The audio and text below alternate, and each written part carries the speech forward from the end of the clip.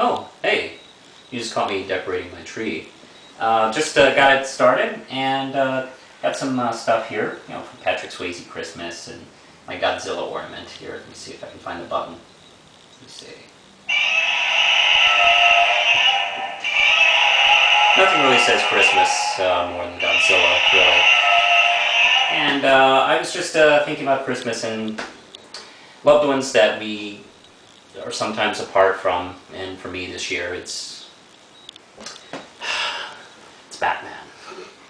As you know, this video is dedicated to Batman RIP story, and I have to warn you that I'm going to be giving out some spoilers. I normally avoid spoilers, but I can't really without talking about it. So that's just how it's going to be. Let's just get started with the main storyline from Grant Morrison and Tony Daniel. And I've been reviewing this month by month, but now that we've got it all together, I thought I'd bring it together. It's issues 676 through 681, and each has a fantastic Alex Ross cover. And it has been bringing us the story of the Black Glove, which has been slowly, methodically working its way into Batman or Bruce Wayne's life. Jezebel Jet, who has been suspicious ever since the first issue of Grant Morrison's run. Let's see, gets together with him, I think in issue 2 or issue 1 of this storyline. At the same time, it seems like there's mighty suspicious activity from Alfred and maybe even Bruce Wayne's father, who are also suspects as far as being Dr. Hurt, the one supposedly behind this whole thing. Joker has been brought into the fray. I don't know if, I'm not even totally sure on this, but it seems like he was somehow mind controlled, because that's really the only way you can get that guy to even work with you and not get stabbed in the back, because he will. It ends in this issue, 681. Let's see. Everybody gets together. Nightwing breaks out of Arkham. Robin, Talia, Damian, Commissioner Gordon all get there just at the end. We also get answered if Batmite is figment of imagination or really the little diminutive, fun little elf creature from another dimension. And thankfully, it does seem like it's just in his head, which is fine with me. I fucking hate Batmite. Let's see. But the story begins, the first page of it starts 6 months from now, or from the story, with Batman and Robin standing here and Batman claiming Batman will never die. Now, of course, who knows who that could be? And, I'm thinking, this could be Dick Grayson, and that could even be Damian as Robin. Who knows? I know Damian really wants to be Robin, almost as much as he wants to be Batman. Anyway, let me just get to Grant Morrison writes in just another speed. He doesn't care if you can't keep up, that's your problem. Looking back at the story, I know I'm going to have to go back and reread it and see if I can find parts that I just plain missed. Tony Daniel's art is reminiscent. I've never really read his stuff before he started on Batman, but I'm familiar with his work. And he has kind of a 90s image, kind of classic superhero kind of comic way. And it's just been a pretty good story all along. Although, to be honest, the end does kind of leave me cold. I am not really affected emotionally by the death of Batman. He has a classic kind of helicopter crash, mysterious explosion death, which of course means he's totally gone forever. Also, Joker has a similar death like that, which is understandable since he's had such a big year of being everywhere. It's easily construed that he's going to be taking a break, as well as Bruce Wayne.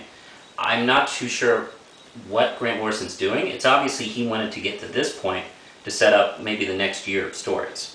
And I don't know, it still leaves me a little unfulfilled. It does have the feeling of a beginning more than an ending. And of course this shot means to me Nightwing will be Batman. And he's been Batman before, so that's going to be hardly shocking. The promise that the revelation of the main villain really didn't live up to the hype, at least so far, because I don't know, either DC editors made a last-second change that, oh no, Dr. Hurt can't be Batman's father, let's not fuck that up. Or maybe that was the whole thing all along. I don't know, but it hasn't really blown my mind. But overall, I give the story 4 Ram chips, and you know what?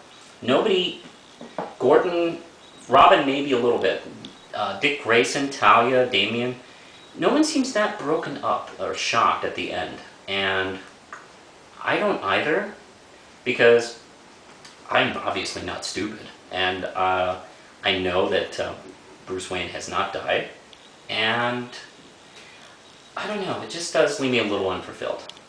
But we'll see what you got. Obviously, you have Grant Morrison has some plans coming up, so I'll still leave you under the tree. Hey, how many more minutes we got? About 4 more minutes. 4 more minutes? Let me do this quick. Let's see, and I'll also give a fuller review to the RIP storyline in Detective Comics, The Heart of Hush, which is sort of a prequel. And Hush, actually, this is the thing, it barely has anything to do with RIP. Basically, Hush finds out somebody else is going to kill Batman, so he tries to get his plan into action, which is actually a pretty good plan. The art by Dustin Nguyen is terrific. He has a more cartoony style than Tony Daniel, and he uses watercolor here and there, especially on the covers and some of the flashbacks. Terrific. And Paul Dini's writing is just fantastic. The way he writes Catwoman, he should write a Catwoman series. And Zatanna, who will have a series, for what I keep hearing. And just really great work, and it's all brought really well at the end. A tour through the Batcave, Catwoman's revenge on Hush at the end. It's just all really well written. This one I give 5 Ram chips. This was a lot more satisfying, as a storyline has a beginning, middle, and an end, and I just loved it a lot. That definitely goes under the tree. And how many more minutes we got? 3. 3? Okay. Let's see. Of course, RIP is taking Batman out of the equation for a little while. So where is that leaving Batman and the Outsiders? Some are thinking it's going to be Batgirl and the Outsiders, which I am totally on board for. I love this character, and I wouldn't mind seeing her in center stage on the book right now, since her miniseries is about to end. Next issue is 6, and that'll be it for this one. And it promises a surprise ending, which I have a feeling that's going to be RIP related. We'll see about that. I hope it's not Batman's dead. That would not be exactly a surprise ending. The big theory is Dick Grayson is going to be Batman, and Cassandra Cain is going to take over for Nightwing. Although, who's going to take over for Batgirl? Maybe, I don't know. DC is just really addicted to shifting the chairs and stuff like that. I'm really... everybody's got to be somebody different for every few years. Maybe Damian will be Batgirl, I don't know. But I'm looking forward to seeing what you're doing, Grant Morrison and the rest of the crew over at Batman, and hope you have a Merry Christmas and Happy New Year.